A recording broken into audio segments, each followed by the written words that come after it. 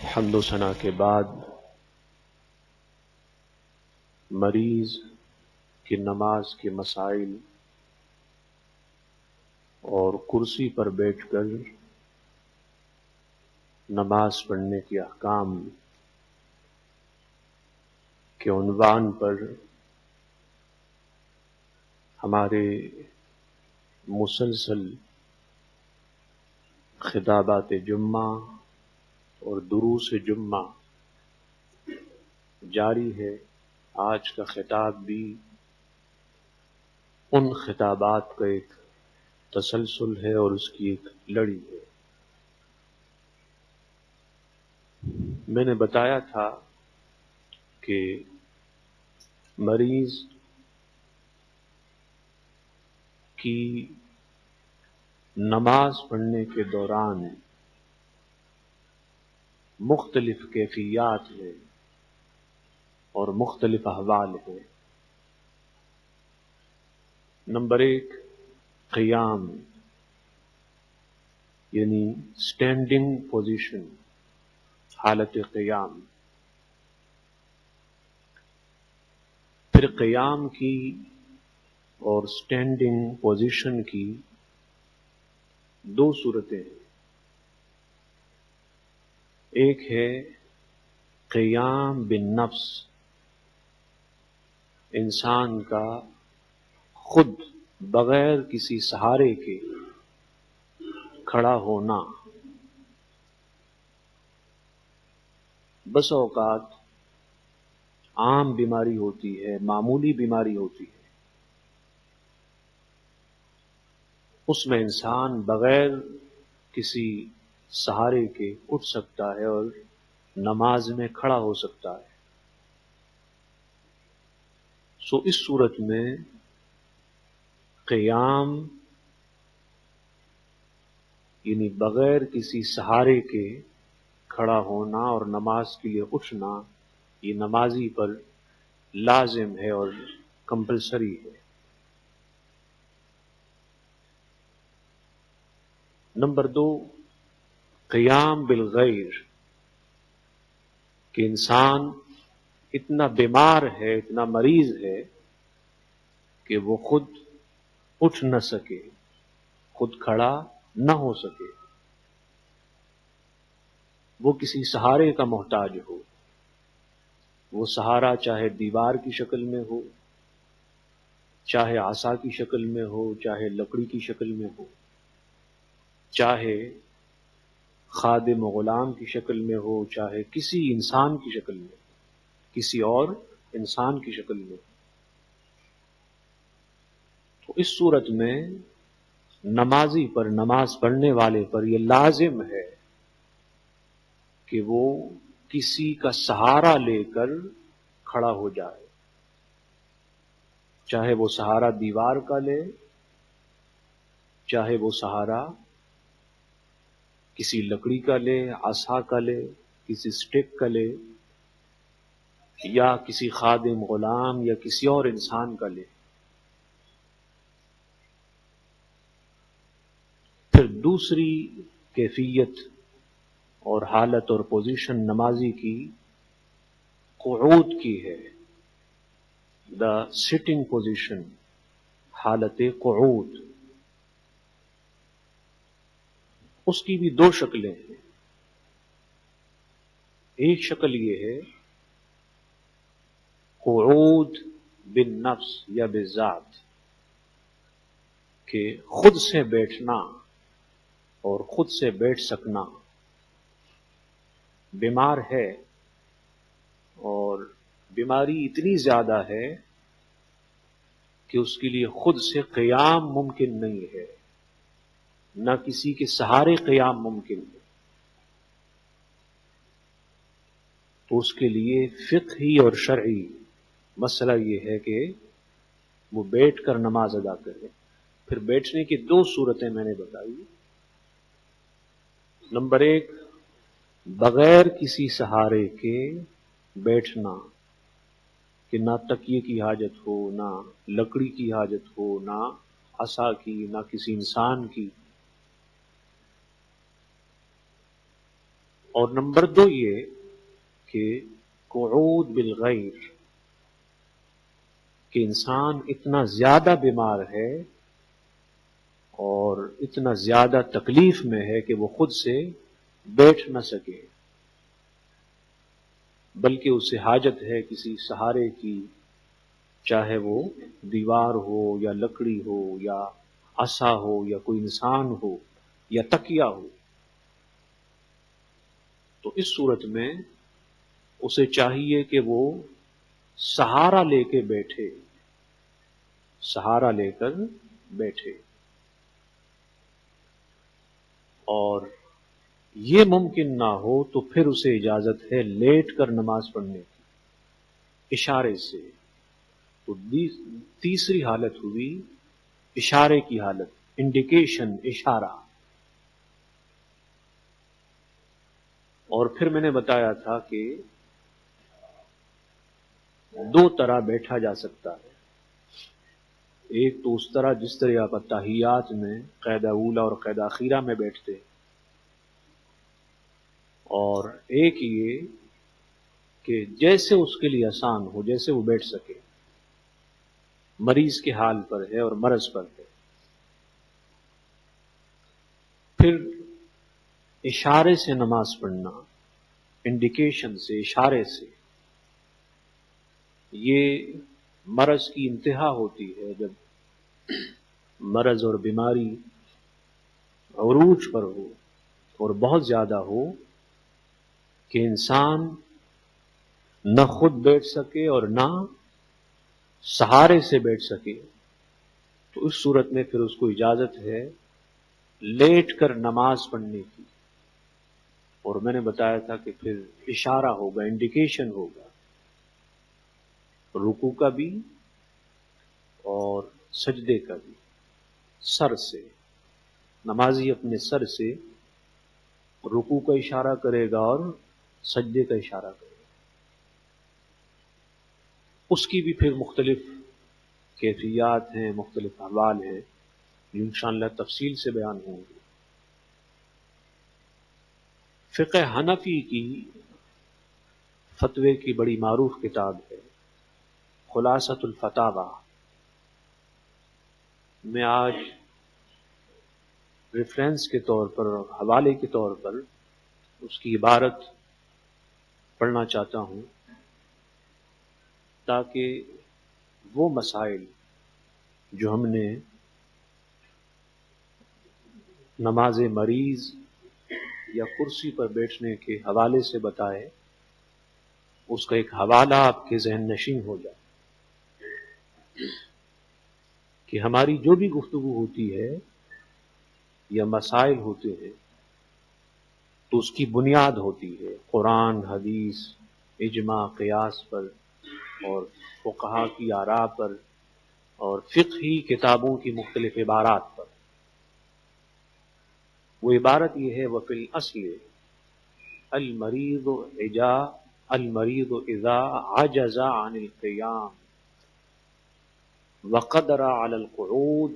بركوع وسجود فإنه يصلي قاعدا بركوع وسجود، کہ جب مریض عاجز ہو جائے، بے بس ہو جائے قیام سے، اسٹینڈنگ پوزیشن سے، لیکن وہ قادر ہو، اس کے بس میں ہو، اس کی اختیار و طاقت میں ہو، بیٹھ کر نماز پڑھنا، فَإِنَّهُ يُصَلِّي قَاعِدًا بِرُكُوعٍ وَسُجُودٍ، تو بیٹھ کر نماز پڑھے گا، رکوع بھی کرے گا اور سجدہ بھی کرے گا۔ یہاں سے یہ مسئلہ معلوم ہوا کہ اگر ایک شخص اتنا بیمار ہے کہ وہ کھڑا نہ ہو سکے لیکن وہ بیٹھ سکتا ہے، زمین پر بیٹھ کر رکوع اور سجدہ کر سکتا ہے، تو تو ایسے شخص کو کرسی پر بیٹھ کے نماز پڑھنے کی شرعی اور فقہی نقطہ نظر سے اجازت نہیں ہے۔ اس صورت میں اگر کوئی نماز کرسی پر بیٹھ کے پڑھ لے گا تو اس کی نماز ادا نہ ہوگی، اسے چاہیے کہ اس کی قضا کرے، اس کو ریپلیس کرے، اس کو پھر سے پڑھے، اس کا اعادہ کرے۔ چنانچہ لکھتے ہیں وَلَا يُجْزِيهِ غَيْرُ ذَلِكَ، اس کے علاوہ یعنی بیٹھ کر رکوع اور سجود کر کے نماز پڑھنے کے علاوہ کوئی اور طریقہ کافی نہ ہوگا۔ مطلب یہ ہے کہ اگر ایک شخص بیٹھ کر نماز پڑھ سکتا ہے، وہ لیٹ کر نماز پڑھے تو نماز ادا نہ ہوگی۔ ایک شخص زمین پر بیٹھ کر نماز پڑھ سکتا ہے، رکوع اور سجدہ کر سکتا ہے، تو ایسا شخص اگر کرسی پہ بیٹھ کے نماز پڑھے گا تو اس کی نماز ادا نہ ہوگی۔ فَإِنْ عَجَزَ عَنِ الرُّكُوعِ وَالسُّجُودِ وَقَدَرَ عَلَى الْقُعُودِ فَإِنَّهُ يُصَلِّي قَاعِدًا بِالْإِيمَاءِ، اگر وہ بیٹھنے پر قادر ہو، یعنی بیٹھ سکتا ہے، لیکن رکوع اور سجود سے عاجز ہے، رکوع اور سجدہ نہیں کر سکتا، کوئی بیماری ہے، مرض ہے، تکلیف ہے، درد ہے، تو اس صورت میں اسے چاہیے کہ وہ بیٹھ کر نماز ادا کرے بالایماء، انڈیکیشن سے، اشارے سے۔ اس صورت میں آپ کو اجازت ہے کرسی پہ نماز پڑھنے کی۔ صورت یہ ہے کہ جب آپ زمین پر بیٹھ تو سکیں لیکن رکوع اور سجدہ نہ کر سکیں، بلکہ رکوع اور سجود دونوں انڈیکیشن سے ہو، اشارے سے ہو، تو اس صورت میں آپ کو اجازت ہے کہ آپ کرسی پہ بیٹھ کر اشارے سے نماز ادا کریں، لیکن اس میں بھی افضل یہ ہے کہ زمین پر بیٹھ کے اشارے سے نماز پڑھیں۔ اجازت ہے لیکن زیادہ اچھا یہ ہے کہ اس صورت میں بھی زمین پہ بیٹھا جائے۔ اور فَإِنْ عَجَزَ عَنِ الْقُعُودِ فَيُصَلِّي مَضْجَعَهُ يُومِي إِيمَاءً بِالرَّأْسِ وَيَجْعَلْ سُجُودَهُ أَخْفَضَ مِنْ رُكُوعِهِ، اس سے بھی عاجز ہو، یعنی بیٹھ کر نماز پڑھنے سے عاجز ہو، اتنی شدت کی بیماری ہے، اتنی شدت کا مرض ہے کہ وہ بیٹھ نہ سکے، تو اس صورت میں وہ پہلو کے بل یا کروٹ لیٹ کر نماز پڑھے گا، سر سے اشارہ کرے گا رکوع کے لیے اور سجود کے لیے، اور سجود کا اشارہ بنسبت رکوع کے زیادہ جھکا ہوا ہونا چاہیے، زیادہ پست ہونا چاہیے اور زیادہ نیچے ہونا چاہیے۔ یعنی ایک اشارہ وہ ہے سر کا جو رکوع کے لیے ہوتا ہے، اور ایک وہ ہے جو سجدے کے لیے ہوتا ہے۔ تو وہ اشارہ جو سر سے سجدے کے لیے ہو، اس میں سر بنسبت رکوع کے اشارے کے زیادہ نیچے ہو اور زیادہ جھکا ہوا۔ پھر دوسری عبارت میں فقہ حنفی کی دو بڑی معروف کتابیں ہیں، در مختار ہے اور رد المحتار ہے، اس کے حوالے سے پیش کرنا چاہتا ہوں۔ اس میں ہے وَمَن تَعَذَّرَ عَلَيْهِ الْقِيَامُ أَيْ كُلُّهُ، کہ جس انسان پر، بیمار پر قیام مشکل ہو جائے، یعنی سٹینڈنگ پوزیشن اس کے لیے ڈیفیکلٹ ہو جائے، دشوار ہو جائے، اور میں نے بتایا تھا کہ اس کی مختلف صورتیں، ایک یہ ہے کہ قیام سے کھڑے ہونے سے کسی نقصان کا امکان ہو، ضرر کا امکان ہو، ایک یہ ہے کہ مرض کے زیادہ ہونے کا امکان ہو،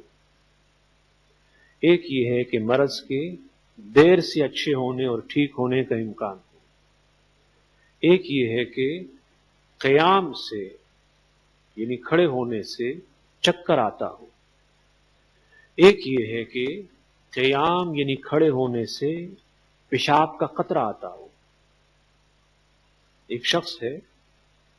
وہ جب بیٹھ کے نماز پڑھتا ہے تو پیشاب کا کوئی قطرہ اور کوئی ڈراپ نہیں آتا، لیکن بیماری ایسی ہے کہ جب وہ کھڑے ہو کے پڑھتا ہے نماز، پھر رکوع میں جاتا ہے، پھر سجود میں جاتا ہے، پھر اٹھتا ہے، تو بدن پہ دباؤ کی وجہ سے اور اٹھنے بیٹھنے کی وجہ سے اس کے پیشاب کا قطرہ نکل جاتا ہے۔ سو اگر ایسی صورت ہے تو اس شخص کو بیٹھ کر نماز پڑھنے کی اجازت ہے۔ پھر کرسی والے اس زاویے سے اپنا مسئلہ سنیں کہ ایک شخص ہے، اسے پیشاب کا قطرہ آ جاتا ہے، پیشاب نکل جاتا ہے جب وہ زمین پر بیٹھ کر نماز پڑھتا ہے، رکوع کرتا ہے، سجدہ کرتا ہے، قیام میں بھی ایسا ہوتا ہے، تو اسے چاہیے کہ وہ بیٹھ کر اشارے سے نماز پڑھے۔ سو اگر کرسی پہ نماز پڑھنے والوں میں سے کوئی ایسا بیمار ہے کہ اگر وہ کھڑے ہو کے نماز پڑھے گا یا بیٹھ کر رکوع اور سجود کر کے نماز پڑھے گا تو پیشاب کا قطرہ نکل جائے گا، وہ صرف انڈیکیشن سے، اشارے سے نماز پڑھ سکتا ہے، تو اس صورت میں اس کو اجازت ہے کہ وہ کرسی پہ بیٹھ کر اشارے سے نماز ادا کرے، رکوع کا بھی اشارہ ہو اور سجود کا بھی اشارہ ہو، کیونکہ یہ بھی جو فقہی عذر ہوتا ہے اور فقہی ریزن ہے اس میں آتا ہے۔ فرماتے ہیں لمرض حقیقی وحدہ ان یلحقہ بالقیام ضرر بہ یفتى قبلہ او بعدہ ای الفریضہ، کہ اگر مرض حقیقی ہو، مرض حقیقی کا مطلب یہ ہے کہ حقیقتاً کوئی بیماری ہو اور اس سے پھر کوئی ضرر، کوئی نقصان ملنے کا اندیشہ ہو، امکان ہو، تو اس صورت میں اسے یہ سمجھا جائے گا کہ یہ قیام سے عاجز ہے، قیام سے عاجز ہے، وہ بیٹھ کے نماز پڑھ سکتا ہے، چاہے یہ فرض سے پہلے ہو یا فرض کے بعد ہو۔ دو صورتیں ہوتی ہیں، ایک تو یہ ہے کہ انسان پہلے سے بیمار ہوتا ہے اور وہ قیام سے عاجز ہوتا ہے، ایک یہ ہے کہ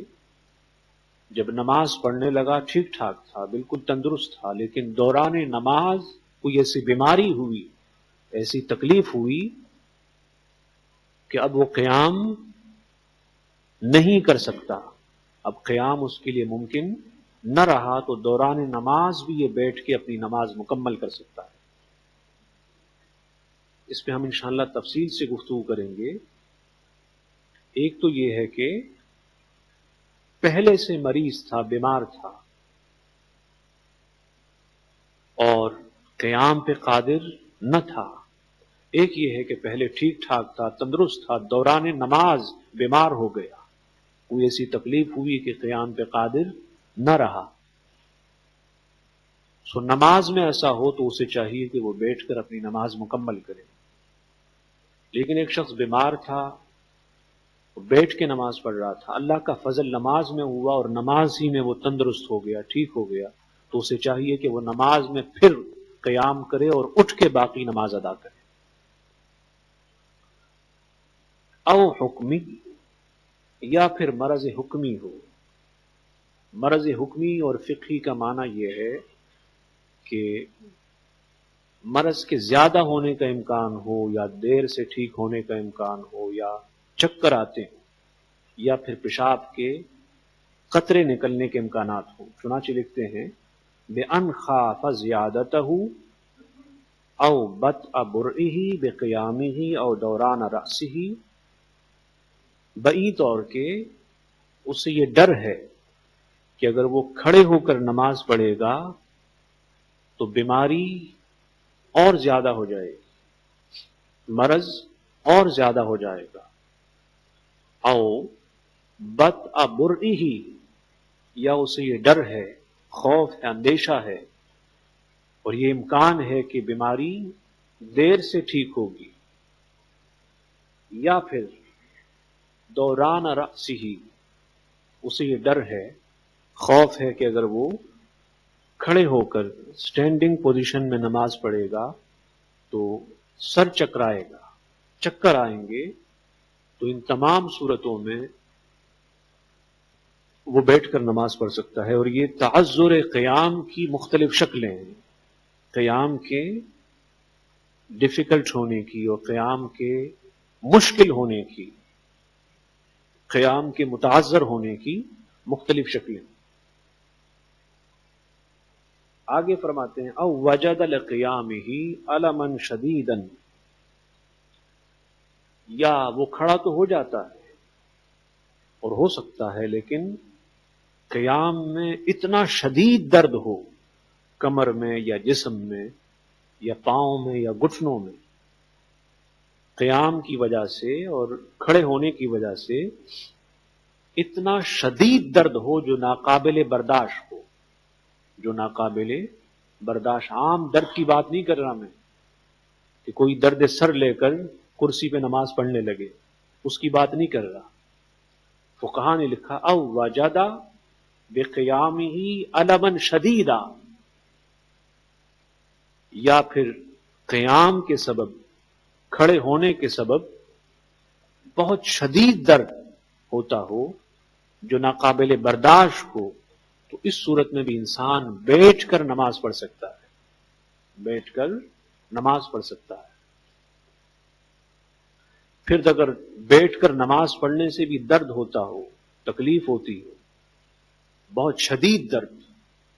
اور اتنا جو انسان سے برداشت نہ ہو سکے بیٹھ کر بھی، تو پھر جا کر آپ کو کرسی پر بیٹھنے کی اجازت ہے۔ قیام میں بھی درد ہوتا ہے جسم میں، اور قعود میں یعنی بیٹھ کر بھی نماز پڑھنے میں بڑا شدید درد ہوتا ہے، ناقابل برداشت ہوتا ہے، سو اس صورت میں آپ کو کرسی پر بیٹھنے کی اجازت ہے۔ لیکن اگر آپ کو قیام میں یعنی سٹینڈنگ پوزیشن میں درد ہو، ناقابل برداشت، لیکن بیٹھ کر اتنا نہ ہو، آپ بیٹھ کے نماز پڑھ سکیں، رکوع اور سجود بھی کر سکتے ہیں، تو اس صورت میں آپ پر لازم ہے، کمپلسری ہے کہ آپ بیٹھ کر نماز ادا کریں، رکوع بھی کریں اور سجدہ بھی ادا کریں۔ اسی طرح لکھتے ہیں کہ اگر قیام میں پیشاب کے قطرے نکلنے کا امکان ہو، تو اس صورت میں بھی اس کو بیٹھنے کی اجازت ہے۔ اور میں نے بتایا کہ بیٹھ کر رکوع اور سجود کر کے بھی قطرے کا امکان ہو، لیکن اگر یہ کرسی پہ بیٹھ کے پڑھے تو پھر قطرے کا اور پیشاب کے ڈراپ کا کوئی امکان نہیں ہے، تو اس صورت میں اس کو کرسی پر بیٹھ کر نماز پڑھنے کی اجازت ہے، ورنہ نہیں۔ جیسے فقہا نے لکھا کہ ایک شخص ہے، وہ اگر مسجد میں آ کر جماعت سے نماز پڑھتا ہے تو پیشاب کا قطرہ نکل جاتا ہے، پیشاب نکل جاتا ہے، گھر میں پڑھتا ہے تو پھر نہیں نکلتا، تو اس شخص کے لیے فقہا نے لکھا کہ اسے چاہیے کہ وہ گھر میں نماز پڑھے، گھر میں قیام کی حال میں کھڑے ہو کر نماز ادا کرے، بنسبت اس کے کہ مسجد میں آ کر بیٹھ کے نماز پڑھے۔ اس کے لیے مسئلہ یہ ہے کہ وہ گھر میں قیام کی حالت میں کھڑے ہو کر نماز ادا کرے۔ سو اگر خدا نخواستہ کرسی پر بیٹھنے والا شخص اتنا بیمار ہے، معذور ہے، کہ اگر وہ کھڑے ہو کے نماز پڑھتا ہے تو پیشاب نکل جاتا ہے، بیٹھ کے نماز پڑھتا ہے تو پیشاب نکل جاتا ہے، کرسی پہ پڑھتا ہے تو پھر پیشاب نہیں نکلتا، قطرہ نہیں نکلتا، تو اس صورت میں اس کو کرسی پر بیٹھ کے نماز پڑھنے کی شرعی اور فقہی نقطہ نظر سے اجازت ہے۔ اللہ پاک ان مسائل کو صحیح صحیح سمجھنے اور سمجھانے اور اس پہ عمل کی توفیق عطا فرمائے. وما علینا الا البلاغ. صلوا صلاة سنة رسول الله صلى الله عليه وسلم من يوم الجمعة الصلاة